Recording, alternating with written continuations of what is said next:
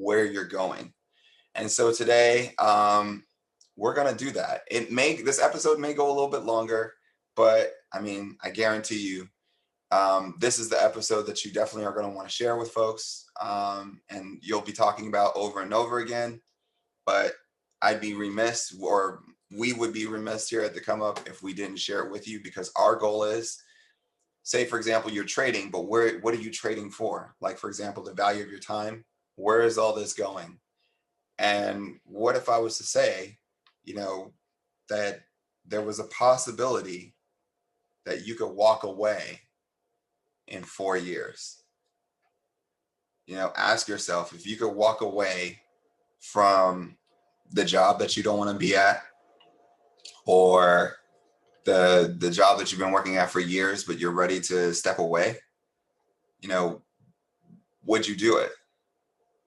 And if it was the case, what would you be willing to give up in order to do so?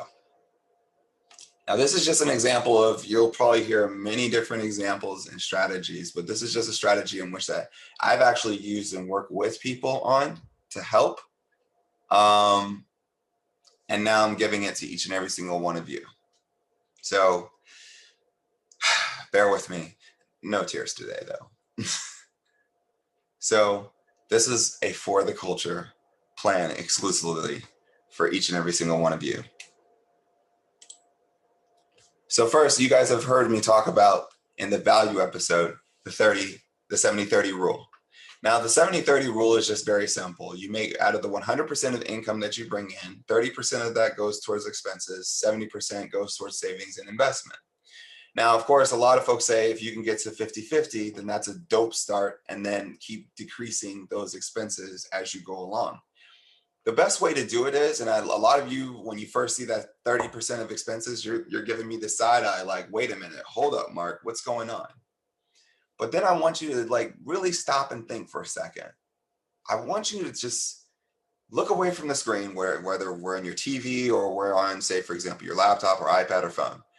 What I want you to do is look around the room around you and ask yourself, out of everything that you purchased around the room, does it make you money? Does it help build towards, say, for example, your financial security and future, where you can truly say, I can walk away?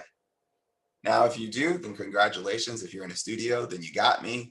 If you're doing something, if you're currently in your place where it's like, all right, well, this is actually doing something for me, by all means do it. But for the most part, this is it. So let's imagine, and this is the why. Like I always tell people, like the who, the what, the where, the when, those are great questions, but the why really gives power to everything. The why gives purpose to why is it that we're here? Why do we do things? So let's just, for example, you can always readjust this if you'd like, but let's say, for example, that you make $100,000 a year. And let's say in a perfect world, let's say that those this is after taxes, you come in at 100K on the dot. Okay. You take the 30%, which is expense, and then which includes rent, utilities, and food, etc. And then you have the 70%, which is investment. This is where you make your money work for you. Now, many of you are doing that right now and making your money work for you. The goal is you want to keep that going. So here's words to ponder, and you probably heard me say this. Live how most wouldn't live, so you can live how you always wanted to live. For example, I live very, very minimal, super duper minimal. I've always pretty much have done that. And I thank God for my grandparents, in which that taught me that you don't need a bunch of materialistic things in order to make you happy. Focus on the things in which that matter, focus on consistently building a strong financial future for yourself. And that will allow you to do great things and it'll open up more doors for you. And in my lifetime, it's allowed me to do that. It's allowed me to be able to, start companies. It's also allowed me to be able to provide for my family and for the folks around me, and to be just that beacon. But before all of that, You know, we're talking about college days where, say, for example, where it really stuck out, where peanut butter and jelly sandwiches were my best friend. I could have easily gone out and like ate like a king at, say, for example, Zaxby's or whatever there was at the time, but I didn't. You know, every now and then I indulged, but for the most part, I didn't. I kept it very simple, and it's like I live very, very minimalist. So what do you do with the 70%? Every dollar that you have, like I said in the previous slide, is an employee of the business of you. So you are the business. You are the business, and you want your business to bring in as much revenue as possible. I mean, we judge businesses all the time when we talk about businesses that are in the stock market, right? If they're bringing in revenue, and if they're bringing in lots of revenue, then they're ultimately considered dope companies. If they're able to manage and minimize their expenses, but also bringing in tons of revenue, then that makes them significantly more profitable. We're literally transforming your mind so that way you can start thinking in that exact same format. This is just the beginning as it pertains to what you're doing right now. So your 2-year positions, this is just the beginning for you. But this is what will ultimately carry you on and sustain you. So let's take something, let's bring it into real world, shall we? So let's take that person who makes $100,000 a year, and let's just say in a perfect world without taxes. And we'll say quadruple witching is an opening. So which means quadruple witching, you typically see a lot of activity take place where it opens up opportunities for folks to buy. So then you divide the 70K, in which that out of the 100K, 70K, you divide that over 4 quarters. Then we know that quadruple witching takes place every March, June, September, December. 4 times a year, kind of like 4 quarters. It's very simple. So let's just say the person drops in March, 17,500, June, 17,500, and same thing for September, and same thing for December. Now, every quarter, your focus is, the main idea is invest. You deploy the week of quad witching, or sometime around it, depending on whenever the opening opens up for you. You focus on long-term trades. So we're teaching you the discipline there. And your goal is the 5x, 7.5x, and 10x returns. Now, you can always adjust this based upon whatever your goals are, but these are typically my goals to start off at bare minimum. I'm always either looking at very base minimum is a 5-time return. That's 500%. 7.5 return. That's 750%. And 1,000%. That's 10-time return on your investment. And the main idea from there is you commit over 3 years. You literally commit over 3 years. If you really put it into perspective, you do 2 periods of these rolling fours, which I'll show you. If you think about it, let's go back here so that way you can understand what I'm talking about. If you do this for 2 years, so each quarter or each quadruple witching period, you're putting in $17,500. You do that for 2 years, and then you put that money to work. Here's what happens. So let's take your initial investment. Let's say that, for example, a person, this is purely hypothetical. Purely hypothetical. Let's say that a person had existing investments. They started in the market at $50,000. And then their first return was a 5x return. So that netted them $250,000 or $200,000 in return. Then the second return was a 7.5x return, and that was $1.87 million. 2 trades over, say, for example, 3 years. That's where they got to. Now, that's just with their existing capital. Now, here's where the rolling fours come into play. Remember that 17,500 that we were talking about? That 17,500 with a 7x return puts you as 131,250. Now, that's just for the 17,050 or 17,500. Multiply that times 4, because remember, you dropped 17,500 in every single quadruple witching period. That puts you at 525,000. when you put that all into account. Then here comes the second wave. You take that 131,000 and some change, and then it nets you at a 5 times return. Now remember, that's for each period, because with the rolling fours, it allows you to also have discipline and control, because you're dropping it in for a 2-year trade every quadruple witching period, which are ultimately extended, and then pretty much your positions are staggered. So then that 5 times return turns into, say, for example, a 656,000, just a little bit shy of, just a little bit over $500,000. Multiply that times 4, that puts you at $2.625 million. Now here's the funny part. I actually said next year you duplicate it, but technically where you start at the 17.5, after you've done that first year, you do it again.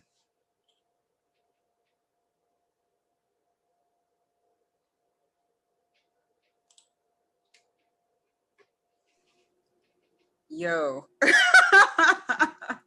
So, okay.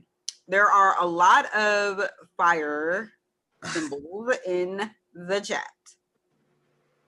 And okay, some of the questions are, do you invest it all in one position or multiple positions?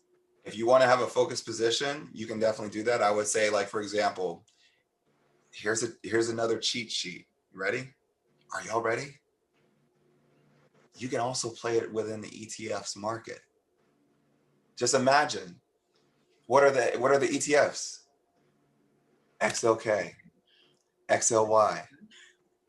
Somebody's bay at SMH. Yes. Talk about it. You take your pick with the ARKK or ARKW. For that fourth witching. But you know what's cool is that for XLK, you remember, XLK is like the parent. It's established. It will help you pay your rent, and it wants you to be the best you could be. So it works hard for you while it's, in your portfolio. So it's a staple. Can I add some stuff? Yeah, add it. Mm-hmm. So one slide that I couldn't add because of the fact that I was just like, yo, if I go into this slide, I'm going to just go ham. But here's the interesting part about it.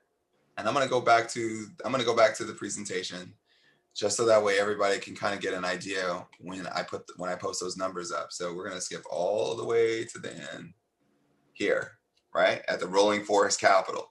Mind you, you have 2 different sides of money working. Your initial capital, that's the long-term money that you shouldn't even really have to touch. The rolling forest capital, imagine what happens once you've gone after that second wave, after that year that you duplicated it, and then that money starts working, and then you're like, after 3 years, remember you committed 3 years, and if you really think about it, you're playing a 2-year position with the mindset of every year and a half you're getting out. When you're ready to walk away, imagine what it's like to pay yourself for 6 months and then still keep the money investing and keep it rolling. Mark, I think you need to say it again. I can't, from the comments, I can't tell that people are getting it because I just see comments. I don't see that many fire signs. Like I don't think they're fully getting it. I think you need to say it one more again. Okay. From the rolling forest part. Now remember, you have 17.5 that's coming in every quarter. We're going to call it quarter because, it's every 3 months. Are you saying that's income from someone's job, or that's the income from your job that you saved, that you said, okay, hey, I'm going to commit to 70% and make it move. So now it becomes, and hopefully, can everybody see this on the screen? Yes. Okay. So what you're doing is, remember, this is just the first wave of what that rolling forest can produce. This is not even including the second. This is not including the second year of you dropping in another 17.5 in the second year. So that's why I said, imagine what happens when you do that. Right. I think another thing to note is that you can have your traditional Roth, you can have your Roth if you qualify for that. And then whatever excess you have over the 6K for the maximum contribution, you got to move that to an individual brokerage account. Yep. Preferably not Robinhood. Pick something else. But, you're going to move the rest of that to your brokerage account. So you really minimum, a good setup is 3 accounts. You can have multiple accounts, but like if you have your traditional Roth, especially if you're working, then your regular Roth, you can have like a rollover and Roth, yeah. And then you can also have your individual account, and that's for that overflow, because things, we always say this is new math. So things start to change once you can get down to that 30% of your expenses, and then you have 70% to just into the market. And y'all, this is, Ian had mentioned this. He always says don't overtrade, right? So if you're just putting that in there, first quad for the quadruple riching, it's XLK. XLK, you just leave it alone. Next one could be XLY. Leave it alone. Then, if you like me, you're going to do SMH. And then your fourth one will be your stock crush or your side bet. You just pick which one you want. I'm not telling you what to do. You can pick whatever you want. But what I am saying is that this right here will literally get you off the plantation. You won't be working for anyone. Your money will be working for you. And then you teach your kids this? What? They're going to be like, W2 who? They won't even know. They won't even know, y'all. They just won't. And I don't know about you, but I want some kids that just can work for themselves and like are free to be just be Black. That's all you got to do, and be generous and give back. For my kids personally, we're not here yet. It's the new math, right? It's the new math in which that honestly, it's like we drop blueprints for you.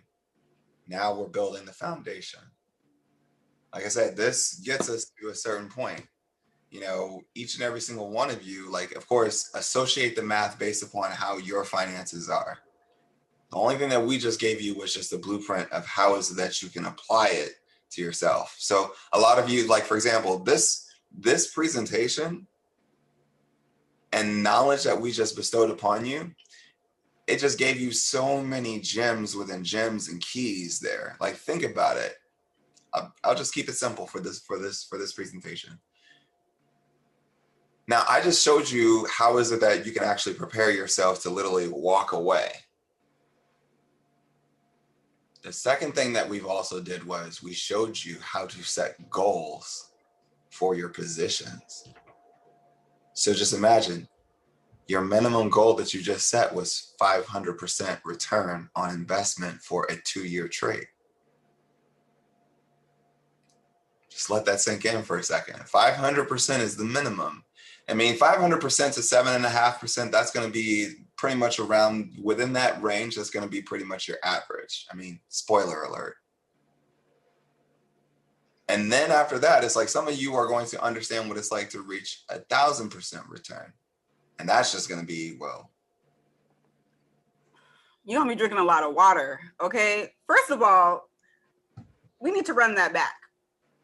Mark just said 500% and 750% is average. Okay, y'all? Average.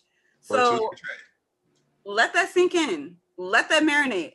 Let that sizzle, because that right there, that's some good math. 500% as an average. But who's average? I don't really know that many average people. I'm saying it doesn't matter how much money you make. That doesn't equivalent to you being average. What defines you as average is if you only tell yourself that you're average. So, cousins, as no one told you today, you are extraordinary. Yes. Okay? Extraordinary. And once you apply yourself, get these expenses together, stop being a consumer, switch to investor, and you have 70% of your income to throw into this market? What? Come on now. This is about a shift. We're talking about closing wealth gaps. Yeah. I hope you're really seeing this. This is like financial Wakanda, y'all. Straight up. R.I.P. Chadwick. I mean, yes. I mean, shout outs to Chadwick. Rest in peace, brother. Rest in power. This is the reason why we showed up. I mean, it's one thing for you to make the investment and show that, okay, hey, that your options trades are doing X, Y, Z. Some folks are saying, Mark, do I put this in every quarter? Yes. If you have to, just to keep yourself from like, spending the money, just drop it in there. Just deposit it. Set it as an auto deposit. I mean, some folks have bill pay. Let that be part of your bill pay where it's just like, hey, this is going. Like the next time when you go to work tomorrow, and I know that a lot of folks are working from home, so just let this sink in. If you're working from home and yet you don't want to be at the place where you currently work, and you want to have more time to do whatever it is that you want to do, then it's not that hard. The only hardest part that there is really just telling yourself, I need to change. And this is ultimately an opportunity for me to do so. Now, a lot of you are saying, well, it's like, what if I don't reach that 500%? The fact that you made 200%, 300%, 350%, whatever it is, and the fact that you're actually just putting the money away, here's the funny part. Like, here's where it gets even funnier. Like for folks that don't want to even play in the options market, because you don't even have to do the options market. Let's say that you just drop the money into the account every quarter and you just buy stock. You buy stock. Just think about it. Finding companies in which that produce, or index funds that produce, index funds will produce for you, 20 to roughly 30% year over year growth. And then on top of that, when you're looking at certain companies that are just innovative and have a bright future ahead of them, I mean, we'll put that around the same thing. Like we'll probably decrease it. Let's just decrease it down from 15 to roughly 25% year over year return. I mean, when you really put that into perspective and you're dropping that in every quarter, it's like no matter what, you're still coming out ahead. And Mark, I know before you compared how much you would make just investing in stock versus how much you would make in interest from your savings account. Mm-hmm. It's going to be still a big discrepancy. Most savings account give you, I mean, I think the highest savings account that I've heard is like a high interest savings account. What is that, 4%? Right. Those ain't even around. I mean, when you look at it, like, and then for all of you that, that have your money being thrown with, like, say, for example, financial advisors or mutual funds. I mean, no shade towards, financial advisors that do their thing because, everybody's different. But when we look at it in perspective, though, I mean, we're literally just giving you, like, here it is. That's the game. Like this is literally like, just imagine, that's why we titled it, we entitled this episode A New World Rebuilt, because now it's like you understand exactly, you have the tools now to learn how to rebuild it. Now we're going to consistently give you every now and then different types of tools and stuff in which that you can use and incorporate into your strategies. If variable change happens, we're going to be right there alongside with you if we find something even more advantageous. I mean, as markets move, then so too must you. We understand that.